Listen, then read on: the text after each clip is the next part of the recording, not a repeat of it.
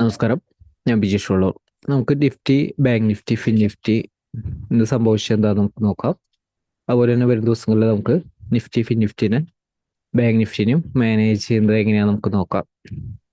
അപ്പോൾ നിഫ്റ്റിയിലും ഇന്നത്തെ ഒരു മൊമെന്റം ശ്രദ്ധിക്കാം. നമ്മൾ ഇന്നലത്തെ ഒരു വീഡിയോ നൽകുമ്പോൾ ഒരു കാര്യമാണ് നമ്മൾ പറഞ്ഞിരുന്നത്. ബോത്ത് സൈഡിലേക്ക് പ്രോബബിലിറ്റി ഉള്ള ഒരു മാർക്കറ്റ് ആയിരിക്കും. രണ്ട് സൈഡിലേക്കും മാർക്കറ്റ് കഴിഞ്ഞ ദിവസം മാർക്കറ്റ് നോക്കിയിട്ട് കാര്യമില്ല. രണ്ട് സൈഡിലേക്കും മാർക്കറ്റിന്റെ ഒരു മൊമെന്റം വരാൻ സാധ്യതയുള്ള ഒരു മാർക്കറ്റ് ആയിരിക്കും. നമ്മൾ കഴിഞ്ഞ ദിവസത്തെ ഒരു വീഡിയോസിൽ പറഞ്ഞതാണ്. അപ്പോൾ നിഫ്റ്റിയിൽ നിന്ന് ഓപ്പൺ ചെയ്തത് ഗ്യാപ്പ് അപ്പ് ഓപ്പണിംഗ് ആയിരുന്നു. റെസിസ്റ്റൻസിന്റെ ഒരു മുകളിലായിരുന്നു തുടക്കത്തിൽ ഓപ്പൺ ചെയ്തത്. അതിനുശേഷം സപ്പോർട്ട് ബ്രേക്ക് ചെയ്തപ്പോൾ ഷോർട്ട് സെല്ലായിരുന്നു. ഷോർട്ട് സെൽ ആക്റ്റീവ് ആയിരുന്നു. അതിനുശേഷം ആയാലും നിഫ്റ്റി 22,220 സപ്പോർട്ടും ബ്രേക്ക് ചെയ്തു. 22,175 സപ്പോർട്ട് ഹോൾഡ് ചെയ്തുകൊണ്ട് സൈഡ് വേസ് ഒരു മൊമെന്റ് ആയിരുന്നു. രണ്ട് സൈഡിലേക്കുള്ള ഒരു മൊമെന്റം മാർക്കറ്റിൽ അത് കിട്ടിയിരുന്നു. അപ്പൊ നിഫ്റ്റിയിലും ഈ ഒരു കറന്റ് ഒരു സിറ്റുവേഷൻ എന്താണ്, എപ്പോഴും കറന്റ് ഒരു സിറ്റുവേഷൻ മനസ്സിലാക്കണം. കറന്റ് ഒരു സിറ്റുവേഷൻ പൈസ ഇൻഡിവലാണ്. പൈസ ഇൻഡിവൽ എന്ന് പറയുന്നത് നമ്മൾ കഴിഞ്ഞ ദിവസം നൽകിയിരിക്കുന്ന ഇമ്പോർട്ടൻ്റ് ആയിട്ടുള്ള സപ്പോർട്ടിന്റെ മുകളിലേക്ക് സസ്റ്റെയിൻ ചെയ്ത് നിൽക്കുകയാണ്. അപ്പൊ ഇൻട്രാഡേ ലെവലിലാണ് ഞാൻ പറയുന്നത്. ഇൻട്രാഡേയിൽ നിഫ്റ്റി 22,100, 130 ഈ ഒരു ലെവലിലൊക്കെ സ്ട്രോങ് ആയിട്ടുള്ള ഒരു സപ്പോർട്ട് ഉണ്ട്. അപ്പോൾ കഴിഞ്ഞ ദിവസം നമ്മളത് പറഞ്ഞിരുന്നു 22,100 താഴത്തേക്ക് ഇനി സസ്റ്റെയിൻ ചെയ്താലാണ് കൂടുതൽ വീക്ക്നെസ്, അല്ലെങ്കിൽ ലോവർ ലെവൽ ഓരോ സപ്പോർട്ടിൽ നിന്നും ഓരോ സപ്പോർട്ടിൽ വരുമ്പോഴും ബൗൺസ് ചെയ്യാനായിട്ട് ശ്രമിച്ചിരിക്കും. അപ്പൊ നിഫ്റ്റി ആയാലും പക്ഷെ ഹയർ ലെവലിൽ സ്ട്രോങ് ആയിട്ടുള്ള റെസിസ്റ്റൻസുകൾ ഉണ്ട്. കൃത്യമായിട്ട് നമുക്ക് ഇൻട്രാഡേയിൽ മാനേജ് ചെയ്താൽ ഈസി ആയിട്ട് മാനേജ് ചെയ്യാനായിട്ട് പറ്റും. ഇപ്പൊ നിഫ്റ്റിയുടെ കറണ്ട് ഒരു സിറ്റുവേഷൻ നമ്മൾ കഴിഞ്ഞ ദിവസത്തിൽ നൽകിയിരിക്കുന്ന റെസിസ്റ്റൻസിന്റെ മുകളിൽ സസ്റ്റെയിൻ ചെയ്തിരിക്കുകയാണ്. അപ്പൊ അതുകൊണ്ടാണ് എപ്പോഴും ആ റെസിസ്റ്റൻസിന്റെ മുകളിൽ സസ്റ്റെയിൻ ചെയ്യുമ്പോൾ എപ്പോഴും ആ ഒരു പോസിറ്റീവ്, അതായത് ഇമ്പോർട്ടന്റ് റെസിസ്റ്റൻസ് നൽകുന്ന ഒരു ഇമ്പോർട്ടന്റ് റെസിസ്റ്റൻസ് ലെവല്. അതുകൊണ്ട് തന്നെ നെക്സ്റ്റ് ഡേ ഒരു ഓപ്പണിങ്, ഇന്നത്തെ ഒരു ഓപ്പണിങ് നല്ലൊരു ഗ്യാപ്പ് അപ്പ് ഓപ്പണിംഗ് ആയിരുന്നു.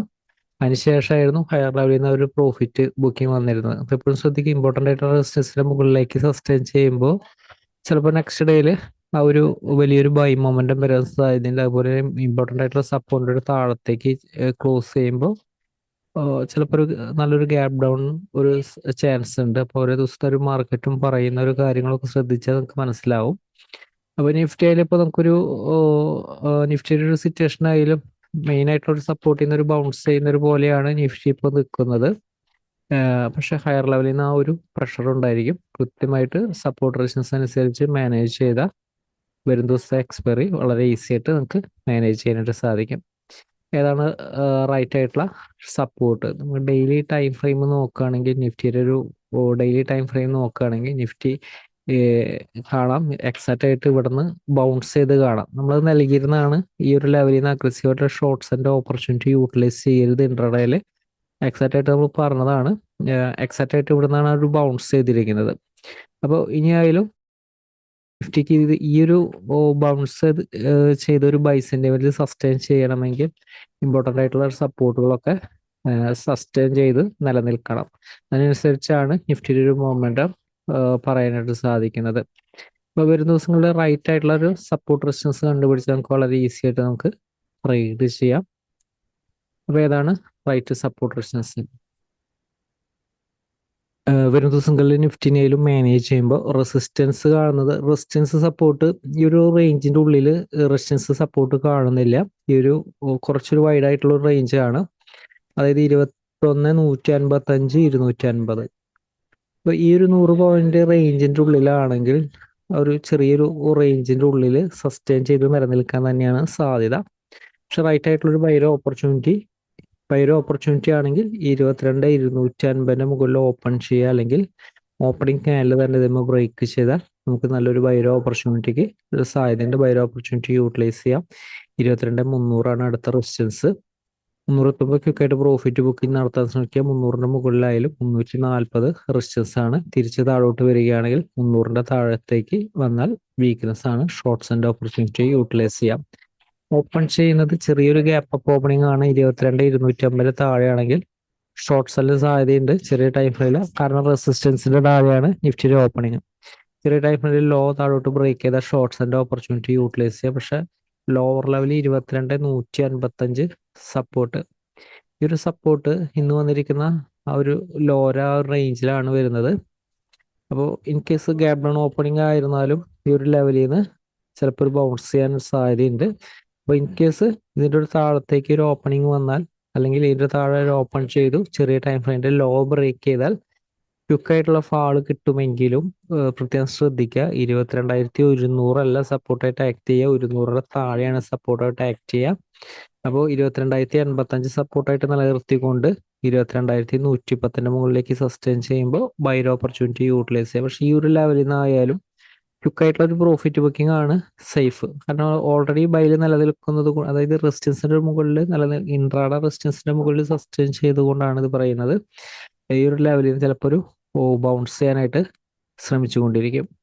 അപ്പോൾ ഈ ഒരു ലെവലൊക്കെ ഇൻ കേസ് ഷോർട്ട്സിന്റെ ഓപ്പർച്യൂണിറ്റി കിട്ടിയാലും ക്വിക്കായിട്ട് പ്രോഫിറ്റ് ബുക്കിംഗ് നടത്തുന്നതാണ് സേഫ്.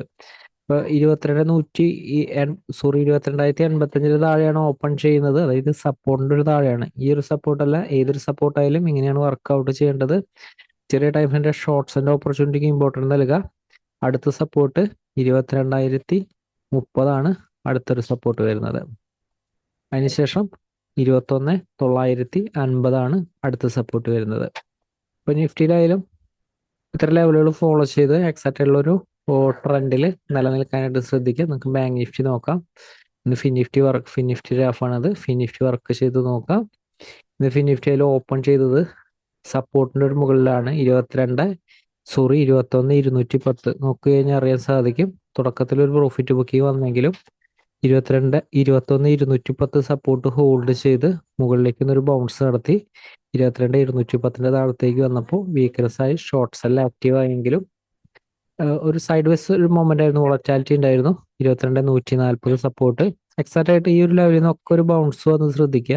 എക്സാക്റ്റ് ആയിട്ട് ലെവലിൽ നിന്നൊക്കെ ഒരു ബൗൺസ് ചെയ്യാനായിട്ട് ശ്രമിച്ചിട്ടുണ്ട്. അപ്പോൾ ഫിൻ നിഫ്റ്റി ആയാലും എക്സാക്റ്റ് ആയിട്ട് ആ ഒരു സപ്പോർട്ട് റെസിസ്റ്റൻസ് അനുസരിച്ച് മാനേജ് ചെയ്തവർക്ക് വളരെ ഈസി ആയിട്ട് മാനേജ് ചെയ്യാനായിട്ട് സാധിച്ചു കാണും. വരും ദിവസങ്ങളിൽ നമുക്ക് ഫിൻ നിഫ്റ്റി നമുക്ക് എങ്ങനെ മാനേജ് ചെയ്യാം. ഫിൻ നിഫ്റ്റിയുടെ സിറ്റുവേഷൻ അതിന് ഇമ്മീഡിയറ്റ് ആയിട്ടുള്ള സപ്പോർട്ട് കാണുന്നത് 21,145 21,145 മുകളിൽ സസ്റ്റെയിൻ ചെയ്യുമ്പോൾ മുകളിലാണ് ഓപ്പൺ ചെയ്യുന്നത്. വൈഡ് ഓപ്പർച്യൂണിറ്റി ചെറിയ ടൈം ഫ്രെയിൽ കിട്ടി കഴിഞ്ഞാൽ യൂട്ടിലൈസ് ചെയ്യാം. ഷോർട്ട് സെല്ല് 21,140 താഴത്തേക്ക് ഒരു ക്യാൻഡിൽ ക്ലോസ് ചെയ്യാതെ ഒരിക്കലും ഷോർട്ട്സിന്റെ ഓപ്പർച്യൂണിറ്റി യൂട്ടിലൈസ് ചെയ്ത് ഇതിന്റെ താഴെയാണ് ഓപ്പൺ ചെയ്യുന്നതെങ്കിൽ ചെറിയ ടൈമിലെ ഷോർട്ട്സിന്റെ ഓപ്പർച്യൂണിറ്റി യൂട്ടിലൈസ് ചെയ്യാം. 21,065 സപ്പോർട്ടായിട്ട് ആക്ട് ചെയ്യും. സപ്പോർട്ട് ഹോൾഡ് ചെയ്യുമ്പോൾ ക്വിക്കായിട്ട് പ്രോഫിറ്റ്, ഇത് ലോവർ ലെവലിൽ ഈ സപ്പോർട്ടുകളൊക്കെ ഒന്ന് ബൗൺസ് ചെയ്യാൻ സാധ്യമായിട്ടുള്ള സപ്പോർട്ടാണ് വരുന്നത്. അപ്പോൾ നിഫ്റ്റി ഓപ്പൺ ചെയ്യുന്ന വലിയൊരു ഗ്യാപ്പ് അപ്പ് ഓപ്പണിംഗ് ആണ്. 21,207 താഴെയായാലും ഷോർട്ട്സ് തന്നെയാണ് സാധ്യത. ഷോർട്ട്സിന്റെ ഓപ്പർച്യൂണിറ്റി യൂട്ടിലൈസ് ചെയ്യാം. ചെറിയ ടൈപ്പിലോ വലിയ ടൈപ്പിലോ ഷോർട്ട്സിന്റെ ഓപ്പർച്യൂണിറ്റി കിട്ടി കഴിഞ്ഞാൽ യൂട്ടിലൈസ് ചെയ്യാം. പക്ഷേ 21,270 മുകളിലൊരു ഓപ്പണിംഗ് ചെറിയ ടൈപ്പിന്റെ ഹൈ ബ്രേക്ക് ചെയ്താൽ ബൈ ഓപ്പർച്യൂണിറ്റി യൂട്ടിലൈസ് ചെയ്യാം. 310 റെസിസ്റ്റൻസ് ആണ്, അതിനുശേഷം 340 റെസിസ്റ്റൻസ് ആണ്, അതിനുശേഷം 420 റെസിസ്റ്റൻസ് ആണ്. അപ്പോൾ ഇതൊക്കെയാണ് ഹയർ ലെവൽ റെസിസ്റ്റൻസ് വരുന്നത്. ഇപ്പോൾ ഫിനിഫ്റ്റി ആയാലും എക്സാക്റ്റ് ആയിട്ട് ഇത്തരം സപ്പോർട്ട് അനുസരിച്ച് മാനേജ് ചെയ്താൽ വളരെ ഈസി ആയിട്ട് നമുക്ക് മാനേജ് ചെയ്യാനായിട്ട് സാധിക്കും. നമുക്ക് ബാങ്ക് നിഫ്റ്റി നമുക്ക് നോക്കുകയാണെങ്കിൽ ബാങ്ക് നിഫ്റ്റി ആയാലും ഇന്ന് 47,650 ഈ ഒരു സപ്പോർട്ടാണ് നമ്മൾ നൽകിയിരുന്നത്. ഹയർ ലെവൽ റെസിസ്റ്റൻസ് നമുക്ക് റെസിസ്റ്റൻസ് 48,000 ആണ്. ആ റെസിസ്റ്റൻസിന്റെ അടുത്ത് എത്തിയില്ല. 47,875 സപ്പോർട്ട് ബ്രേക്ക് ചെയ്തപ്പോൾ വീക്ക്നെസ് ആയിരുന്നു. അപ്പോൾ ബാങ്ക് നിഫ്റ്റി ആണെങ്കിൽ ഹയർ ലെവൽ റെസിസ്റ്റൻസ് 47,875 റെസിസ്റ്റൻസ് ആണ്. ഹയർ ലെവൽ റെസിസ്റ്റൻസ് ആണ്. 875 മുകളിലാണ് ഓപ്പൺ ചെയ്യുന്നതെങ്കിൽ നമുക്ക് ചെറിയ ടൈമിലെ ബൈ ഓപ്പർച്യൂണിറ്റി കിട്ടിയ യൂട്ടിലൈസ് ചെയ്യാം. പക്ഷെ 875 താഴെ നിലനിന്നാൽ പൊസിഷൻ എക്സിറ്റ് ചെയ്യണം. ഷോർട്ട് സെല്ലാണ്. 875 മുകളിൽ 960 റെസിസ്റ്റൻസ്, അതിന് മുകളിൽ 48,100 റെസിസ്റ്റൻസ്, അതിന് മുകളിൽ 48,250 റെസിസ്റ്റൻസ്. ഓപ്പൺ ചെയ്യുന്ന ഗ്യാപ്പ് അപ്പ് ഓപ്പണിംഗ് ആണ്. റെസിസ്റ്റൻസിന്റെ താഴെയാണെങ്കിൽ ഷോർട്ട്സിന് കൂടുതൽ ഇമ്പോർട്ടൻസ് നൽകുന്ന രീതിയിൽ ട്രേഡുകൾ പ്ലാൻ ചെയ്യുക. സപ്പോർട്ടിൽ എത്തുന്ന ഒരു സമയത്ത് പ്രോഫിറ്റ് ബുക്ക് ചെയ്യാനും ബൈ ഓപ്പർച്യൂണിറ്റി യൂട്ടിലൈസ് ചെയ്യാം. അതുപോലെ തന്നെ ഈ ഒരു സപ്പോർട്ട് ഓപ്പൺ ചെയ്യുന്ന ഗ്യാപ്പ് ഡൗൺ ഓപ്പണിംഗ് ആണ്. ഈ സപ്പോർട്ടിലാണെങ്കിൽ ബൈക്കാണ് കൂടുതൽ ഇമ്പോർട്ടൻസ് നൽകേണ്ടത്.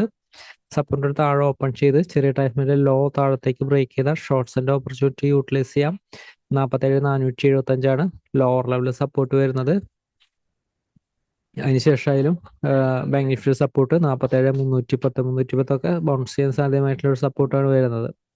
അപ്പോൾ Nifty, bank Nifty, fin Nifty ആയാലും ഇത്തരം ലെവലുകൾ ഫോളോ ചെയ്ത് എക്സാക്ട് ട്രെൻഡിൽ നിലനിൽക്കാം. മാർക്കറ്റ് വലിയ അവസരമായിട്ട് നമുക്ക് വരും ദിവസം അപ്ഡേറ്റിൽ വീണ്ടും കാണാം. എല്ലാവരും വീഡിയോ ഷെയർ ചെയ്യുക, കമൻറ്റ് ചെയ്യുക. Thank you.